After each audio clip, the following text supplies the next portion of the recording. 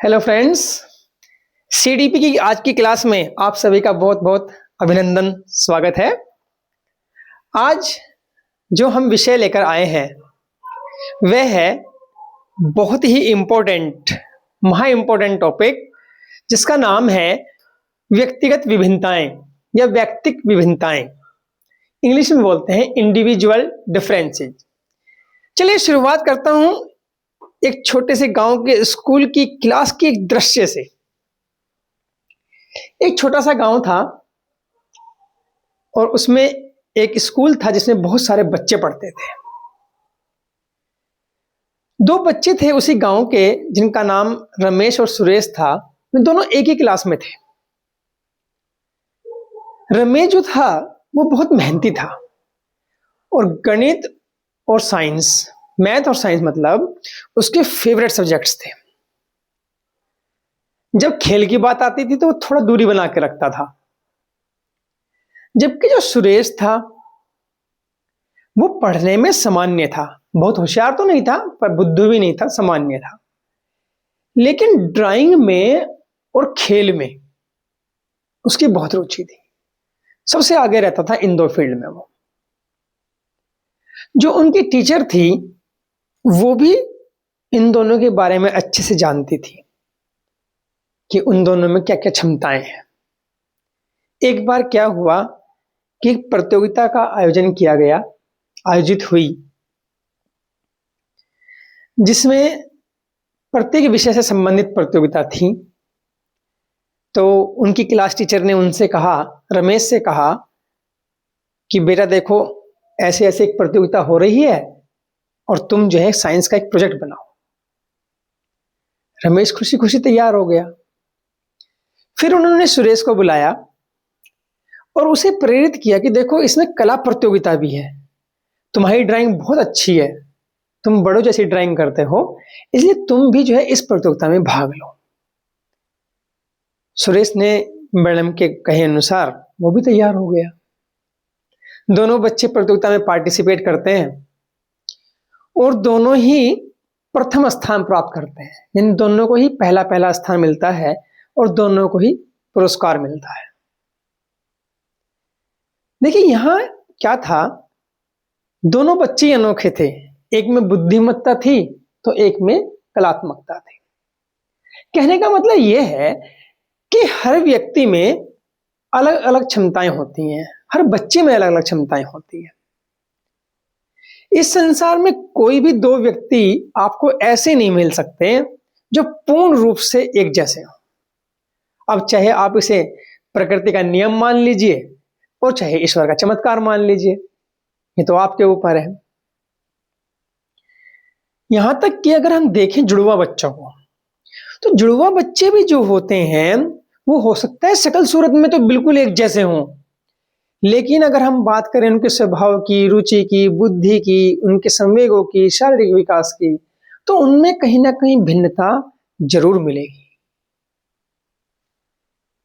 तो यही है व्यक्तिगत विभिन्नता। इस कंसेप्ट का यानी व्यक्तिगत विभिन्नताओं को जो सबसे पहले अध्ययन किया था वो फ्रांसीसी मनोवैज्ञानिक गाल्टन ने किया था। स्किनर महोदय व्यक्तिगत विभिन्नताओं के बारे में कहते हैं कि व्यक्तिगत विभिन्नताओं से हमारा तात्पर्य व्यक्तित्व के उन सभी पहलुओं से है जिनका मापन और मूल्यांकन किया जा सकता है। टायलर महोदय क्या कहते हैं?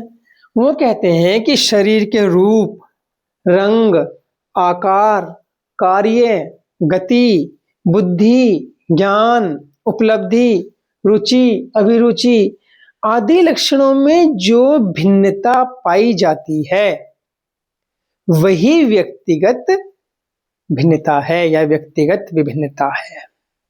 ओवरऑल अगर हम देखें तो कहने का मतलब यह हुआ कि व्यक्तिगत विभिन्नताएं क्या होती हैं, तो स्वाभाविक होती हैं, दूसरी मापनीय होती हैं और विकास के लिए बहुत महत्वपूर्ण होती है। इसीलिए आज के समय में, वर्तमान समय में व्यक्तिगत विभिन्नताओं पर एजुकेशन में बहुत जोर दिया जा रहा है, क्योंकि ये हमारे लिए महत्वपूर्ण है। पहले हो सकता था ये एक कमी के रूप में देखी जाती हैं, पर आज ये एक विशेषता के रूप में देखी जा रही है। चलिए जानते हैं व्यक्तिगत विभिन्नताओं के प्रकार या क्षेत्र। मानसिक या बौद्धिक विभिन्नता, मेंटल डिफरेंसेस। देखिए, अब कोई बच्चा होशियार होता है, कोई बुद्धू होता है, कोई समझदार होता है, कोई बहुत जल्दी सीखता है, कोई देर से सीखता है। तो ये है मेंटल लेवल पर भिन्नता, और इसे मापने के लिए प्रयोग करते हैं बुद्धि परीक्षणों का। अब आते हैं शारीरिक भिन्नता पर। शारीरिक भिन्नता तो आपको बिना किसी परीक्षण के वैसे ही स्पष्ट दिखती है, रंग में, रूप में, आकार में, भार में, शारीरिक डील डोल में, ये सब जो है आपको नॉर्मल नजर आती है। नेक्स्ट है उपलब्धि यानी अचीवमेंट्स में भिन्नता। इसे नापने के लिए भी उपलब्धि परीक्षण किए जाते हैं। अब क्या होता है, ज्ञान अर्जन की क्षमताओं में विभिन्नता होती है। जैसे अब मैं कहानी में देखा, किसी को साइंस में रुचि थी तो किसी को कला में रुचि थी, तो उपलब्धि दोनों की अलग अलग है। इनमें जो उपलब्धियों में जो अंतर होता है, शैक्षिक उपलब्धि में जो प्रमुख कारण है अंतर होने का, वो है अभिरुचि, प्रेरणा और अभ्यास। अभिरुचि, प्रेरणा और अभ्यास। नेक्स्ट है सांवेगिक, इमोशनल भिन्नता। देखिए, इमोशनल भिन्नता कैसे होती है? इमोशंस यानी संवेग, मतलब क्रोध, दया, साहस, डर, ये जैसे इनमें सब में अंतर आता है। जैसे किसी बच्चे को बहुत तेज गुस्सा आता है, किसी को गुस्सा कम आता है, कोई बहुत सीधा होता है, कोई बहुत तेज होता है। ऐसे ही सब में अलग अलग, कोई बहुत डरपोक होता है, कोई हिम्मत रखता है, साहसी होता है।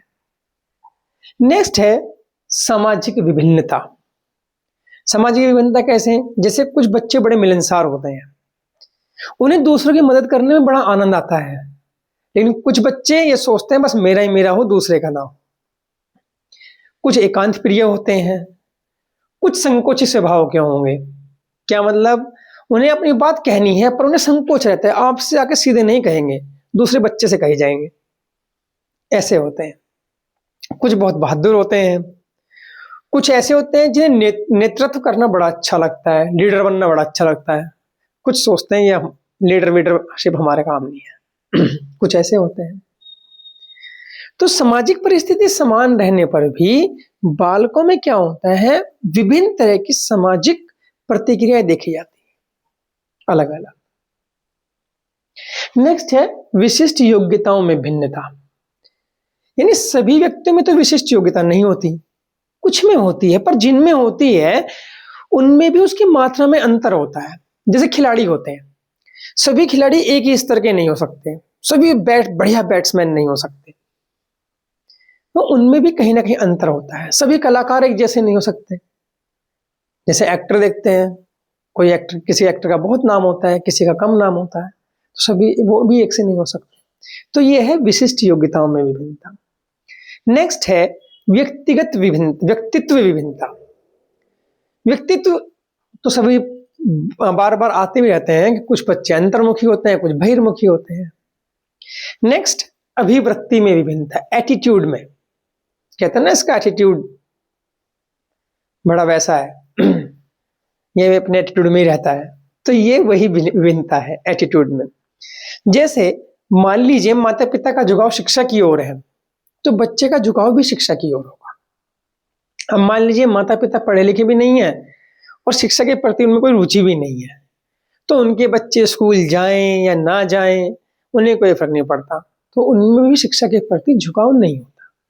वो देखते ही नहीं कि आज हमारा बच्चा स्कूल गया कि नहीं गया, नहीं गया तो नहीं गया, घूम रहा तो घूम ही रहा। तो ये है अभिवृत्ति में विभिन्नता, यानी एटीट्यूड में डिफरेंस। चलिए आगे देखते हैं व्यक्तिगत विभिन्नता किन किन कारणों से होती है। मुख्य कारण देखते हैं, कारण तो बहुत सारे हो सकते हैं, पर मुख्य कारणों पर प्रकाश डालते हैं। पहला कारण है, देखिए, वंशानुक्रम। बहुत महत्वपूर्ण कारण है वंशानुक्रम या आनुवंशिकता, हेरिडिटी जिसे बोलते हैं।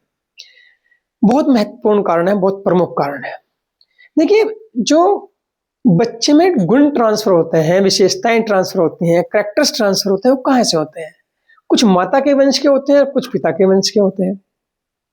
इसलिए यदि माता पिता में अच्छे संस्कार होंगे तो बच्चे में भी संस्कार होंगे। यदि माता पिता मंदबुद्धि होंगे तो बच्चे भी मंदबुद्धि होंगे। तो इसलिए आनुवंशिकता का व्यक्तिगत विभिन्नताओं पर बहुत गहरा प्रभाव। दूसरा है वातावरण, ये भी बहुत इंपॉर्टेंट फैक्टर है। सेकंड इंपॉर्टेंट फैक्टर है वातावरण, एनवायरनमेंट। अब इसमें दोनों तरह का वातावरण आता है, भौतिक भी और सामाजिक भी। देखिए जैसे ठंडे वातावरण के लोग होते हैं वो गोरे होते हैं, गर्म वातावरण के लोग काले होते हैं। ऐसे ही हम कहते हैं ना, बुरी संगत का असर बुरा पड़ता है, अच्छी संगत का असर अच्छा पड़ता है। तो ये है एनवायरनमेंट का प्रभाव। नेक्स्ट है आर्थिक स्थिति एवं शिक्षा। यानी यदि परिवार की आर्थिक स्थिति अच्छी है तो वे उसे बहुत चीजें अच्छी उपलब्ध करा सकते हैं, लेकिन यदि परिवार की आर्थिक स्थिति अच्छी नहीं है तो इसका प्रभाव शारीरिक और मानसिक दोनों तरह के स्वास्थ्य पर पड़ता है, जिससे उनमें भिन्नताएं आ जाती हैं। और नेक्स्ट है लिंग भेद, लड़के और लड़की, इन दोनों की जो कार्यशैली होती है उन दोनों में भी अंतर होता है। ऐसा माना जाता है कि लड़के लड़कियों से ज्यादा शक्तिशाली होते हैं, कुछ कुदरती देन ऐसे भी है। और दूसरी बात कह भी सकते हैं कि लड़कों को जल्दी गुस्सा आता है लड़कियों के मुकाबले में। तो इस तरह से लड़के लड़कियों में भी डिफरेंस होते हैं, यानी लिंग भेद के आधार पर भी व्यक्तिगत विभिन्नताएं मिलती हैं। जैसे हम देखें कि आवाज के मामले में ही देख लें, लड़कों की आवाज मोटी होती है, लड़कियों की आवाज बारीक होती है, कोमल होती है। शारीरिक गठन देख लें, वो थोड़ा मजबूत होते हैं, वो थोड़ा दुर्बल होती हैं इस मामले में। तो लिंग भेद के आधार पर भी व्यक्तिगत विभिन्नता होती है। ये टॉपिक बहुत इंपॉर्टेंट है एग्जाम के पॉइंट ऑफ व्यू से, और इसी में आगे जाकर के विशिष्ट बालक का कंसेप्ट आ जाता है। धीरे धीरे हम आगे की वीडियो में उस पर बढ़ते चले जाएंगे। तब तक के लिए नमस्कार। हमारे चैनल को लाइक सब्सक्राइब करना ना भूलें। और यदि आपको टॉपिक स्पष्ट समझ में आ रहे हैं, क्लियर हो रहे हैं, और छोटी छोटी वीडियो जो हम बनाते हैं उसके माध्यम से आपको लग रहा है कि आप कुछ अर्जन कर रहे हैं, तो हमारी वीडियो को शेयर करना ना भूलें।